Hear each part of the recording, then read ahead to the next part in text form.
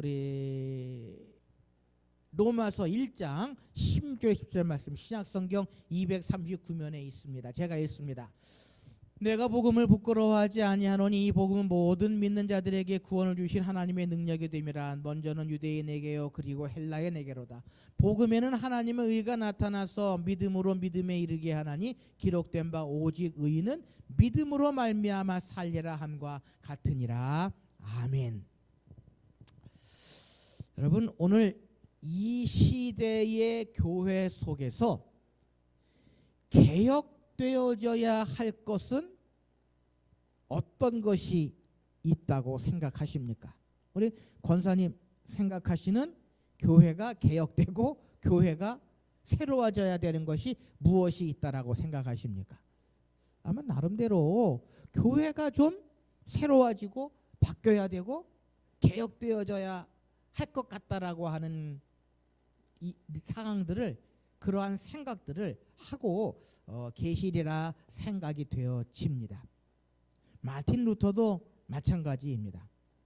1517년 10월 31일에 독일 위텐베르크 대학에 95개 교회 항의문을 내걸고 공개 토론을 제시한 일로부터 시작해서 종교개혁이 일어나게 되었다라고 하는 것입니다. 그러니까 어찌 보면 종교개혁이라고 이야기하지만 교회개혁입니다. 당시 카톨릭 교회가 새로워지고 변화되어져야 한다라고 하는 그러한 생각을 가지고 이 종교개혁을 이루어 나갔는데요. 오늘 이 시대의 교회들을 볼 때에도 이 마틴 루터가 가지고 있었던 종교개혁의 정신이 오늘 이 시대의 교회들에게도 점점 그 필요성이 느껴지는 그러한 시대가 되어가고 있다라고 이야기를 해도 과언은 아닐 것 같습니다. 그래서요, 오늘은 과연 종교개혁의 의의가 어떠한 것이었느냐, 마틴 루터를 비롯한 개혁자들이 가지고 있었던 그러한 종교개혁의 정신은 무엇이었느냐라고 하는 것입니다. 많은 사람들이 종교개혁의 5대 정신, 3대 정신 이야기를 하는데요.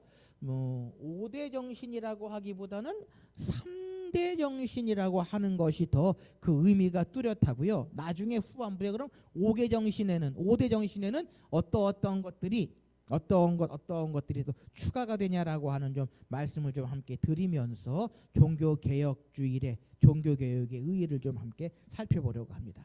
첫째는요, 종교개혁의 대명제는 오직 성경입니다. 그러니까 마틴 루터가 종교개혁을 할 때에 대명제 중에 하나는 오직 성경이었다라고 하는 것입니다. 아니 목사님, 교회가 성경 말씀이 중심이 되는 건 당연한데 왜 오직 성경이라고 하는 것이 종교개혁의 명제가 되어집니까? 당연한 거 아닙니까? 라고 아마 반문하실 수 있으실 거예요. 그러나 당시 카톨릭 교회, 천주교는요, 모든 교회 신앙과 행위의 규범을 오직 성경에만 두지 아니하였다라는 것입니다. 그리고 저들의 신앙과 행위의 규범을 정할 때에 성경보다도 무엇을 더 우선했냐 하면 교회의 전승과 유전에 더 비중을 많이 두었다라고 하는 것입니다. 한마디로 이야기하면요, 성경의 그 권위보다 교황의 말에 더 큰 비중을 두었다라고 하는 것입니다. 그리고 역대 교회에서 행하는 종교회의에서 채택한 여러 가지 신조와 역대 교황들의 포고령을 성경과 동일한 권위로 부여하여 그것들을 규범으로 삼는 그러한 모습들이 얼마나 많이 있었는지 모릅니다. 그래서 카톨릭 교회가 가지고 있었던 그러한 교리 중에 하나가 뭐냐면 교황무호설입니다. 교황무호. 그러니까 교황은 아무런 흠도 없고 아무런 오류도 없다라고 하는 그러한 교리가 카톨릭 교회가 가지고 있는 교리 중에 하나입니다. 여러분, 교황은 사람입니까? 신입니까? 사람이지요. 사람이 무호할 수 있습니까? 사람은 무호할 수 없습니다. 그런데 교황도 사람임에 불구하고 교황 무호설을 당시 카톨릭 교회는 가지고 있었다라는 것입니다. 그래서 성경의 말씀보다도 교황이 이야기하는 것, 역대 교황들의 포고령도 성경과 동일하게 취급하는, 그리고 교회가 계속해서 가지고 내려왔던 전통들, 그것들을 성경의 권위보다도 우선에 두었다라고 하는 것입니다. 그래서 1564년 비오 4세의 신조 1, 2조를 보면은요, 이렇게 되어져 있습니다. 나도 사도들과 교회의 유전을 굳게 믿으며 그 밖의 모든 절기와 규례를 변함없이 인정한다. 또한 나는 성경의 진정한 의미와 해석을 판단할 권한이 부여되어 있는 우리 성교회가 오늘까지 주장하여 왔고 또한 지금도 주장하고 있는 그 견해를 따라 성경을 해석하며 교부들의 일치한 견해에 배치되는 해석을 전혀 취하지 않겠다라고 국왕이 이렇게 포고를 내립니다. 그러니까 교회의 유전을 굳게 믿고 모든 절기와 규범을 변함없이 인정하고, 그러니까 보통은요, 성경의 진정한 의미와 핵심의 판단의 권한을 먼저 이야기할 텐데 사도들과 교회의 유전을 먼저 믿는다라고 이야기를 합니다. 그러니까 이 국왕까지도 교황의 아래에 있는 그러한 시대. 그러다 보니까 이 교황권이요, 얼마나 센지 모릅니다. 그래서 교황은 잘못해도, 교황은 오류를 범하여도 교황 무호설에 의해서 그것이 무마가 되는 그러한 상황 가운데에 이 마틴 루터가 종교개혁을 이루게 된다라는 것입니다. 여러분, 오늘날 교회에도요, 교회의 전통을 강조하는 교회들이 얼마나 많이 있는지 모릅니다. 예전에는 이랬는데, 전에는 이랬는데 라고 하는 그러한 이야기들을 얼마나 많이 듣는지 모릅니다.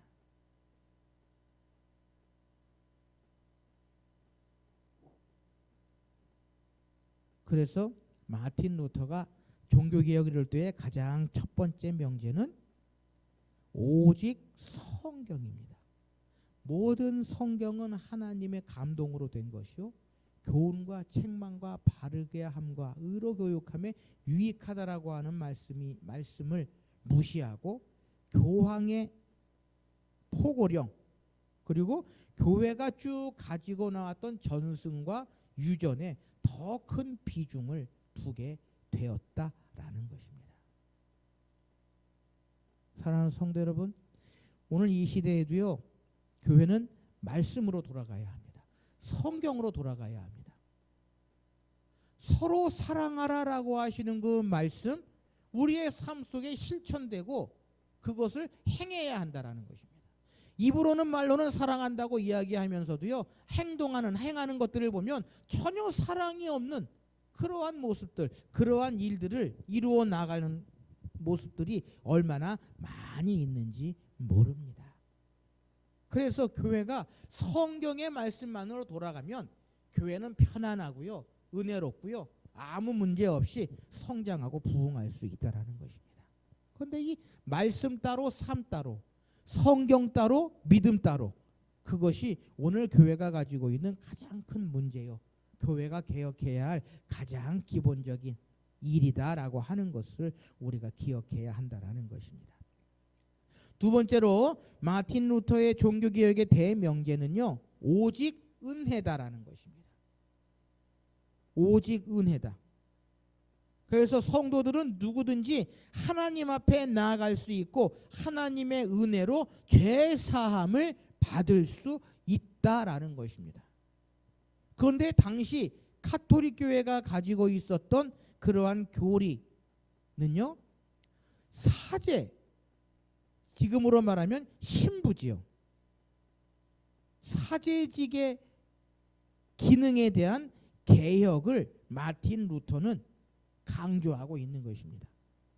그래서 하나님께서는 모든 사람들에게 은혜를 주시어서 구원해 주시고 죄 사함을 받도록 하셨다라고 하는 것을 루터는 주장했던 것입니다. 왜냐하면 당시 로마 카톨릭이 가지고 있었던 사제직의, 그러니까 신부들의 그 기능을 보면요, 사제는 하나님과 죄인 사이에 중보자로 서 있다라는 것입니다.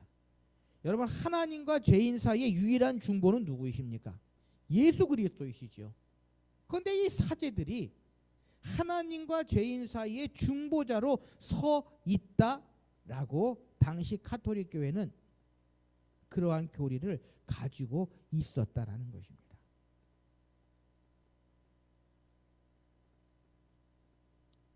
또 하나는요, 사제는 희생제를 드린다라고 이야기를 합니다.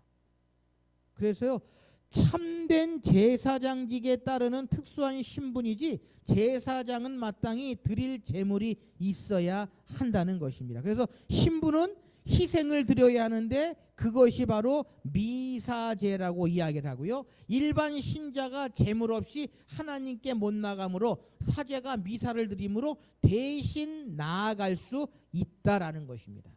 그러니까 죄인들을 대신해서, 일반 신자들을 대신해서 사제가 희생제를 드리게 된다. 마치 옛날 구약시대 때에 제사장들이 죄인들을 대신해서, 백성들을 대신해서 하나님께 제사했던 것처럼.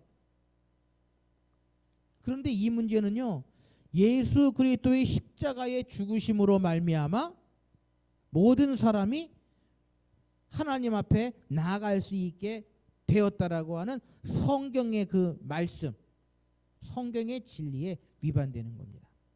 그리고 또 하나는요, 사제는 대언의 직무를 행한다라고 이야기를 합니다.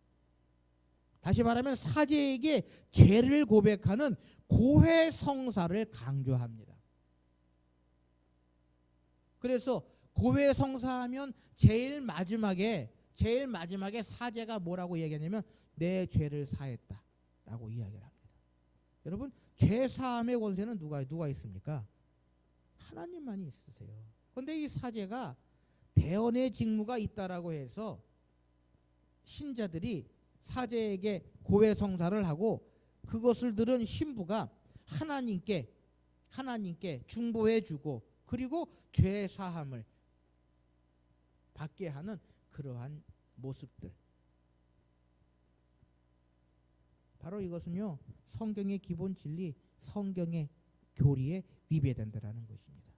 그래서 루터와 종교개혁자들은 죄는 오직 하나님의 은혜로 구원을 얻는 것이고 모든 신자는 다 하나님 앞에 제사장으로 직접 나아가서 나의 죄를 하나님께 고백하고 하나님 앞에 나아갈 수 있다라고 하는 것을 되새기면서 오직 은혜라고 하는 그러한 대명제를 가지고 종교개혁을 이루어 나갔다라는 것입니다.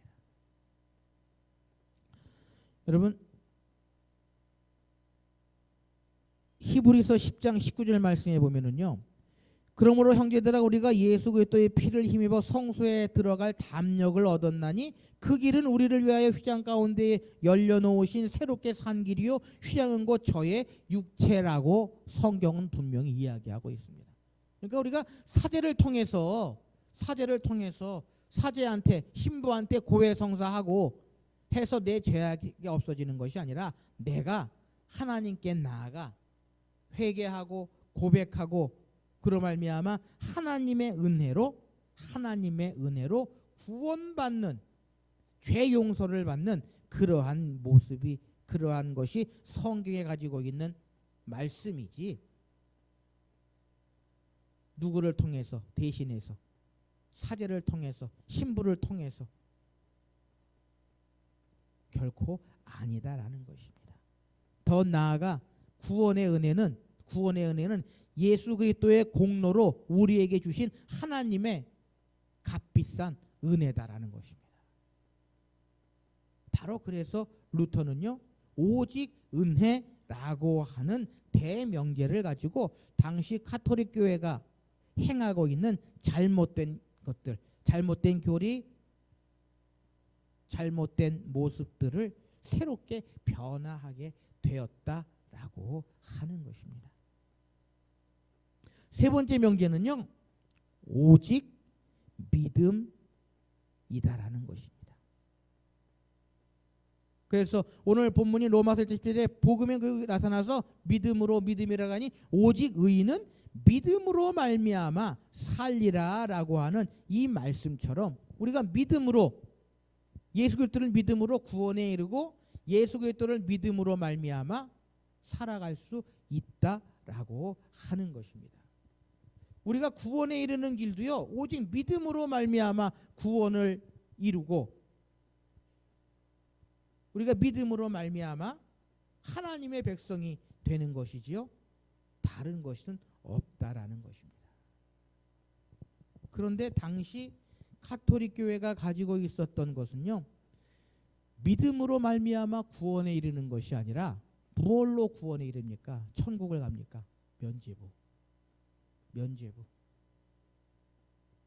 면죄부를 사야 구원에 이른다라고 하는, 천국에 갈 수 있다라고 하는 그러한 교리를 당시 가톨릭 교회는 가지고 있었다라는 것입니다. 믿음으로만 구원을 얻지 다른 것은 없다라는 것입니다. 그래서 당시 가톨릭 교회는요, 구원을 얻기 위해서 면죄부를 사거나 로마 성지를 순례하거나 고해 성사를 하거나 고행을 하거나 성자를 숭배하거나 천사를 숭배하거나 유물 숭배나 마리아 숭배, 또 신부에 대한 교황의 법령을 준수하고 성의에 입맞추고 그 어떤 행동도 이 모든 행동을 통해서 구원을 얻는데 루터는 이런 것들이 아무 소용이 없다. 오직 믿음으로 말미암아 구원을 얻는다. 그래서 오직 믿음이라고 하는 대명제를 가지고 종교개혁을 이루게 되었다라는 것입니다.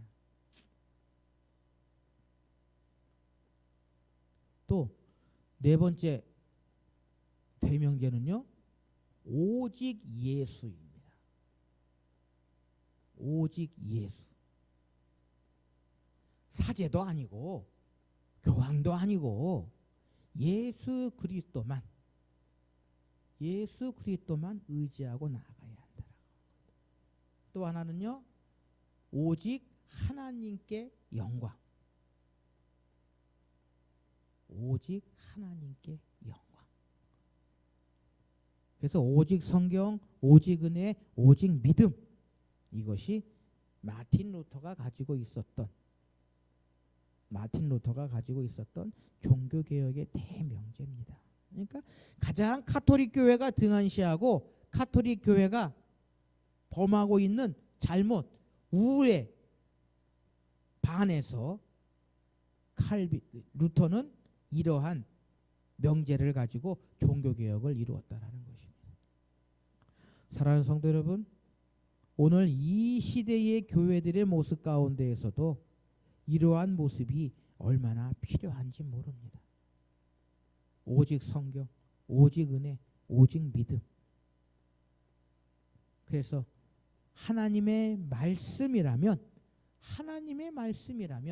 내가 모든 일을 온전히 순종하며 나아가야 하고요. 또한 교회는 오직 은혜, 하나님의 은혜만이, 나를 부르시고 나와 함께 하시는 하나님의 은혜만이 있어야 한다라고 하는 것.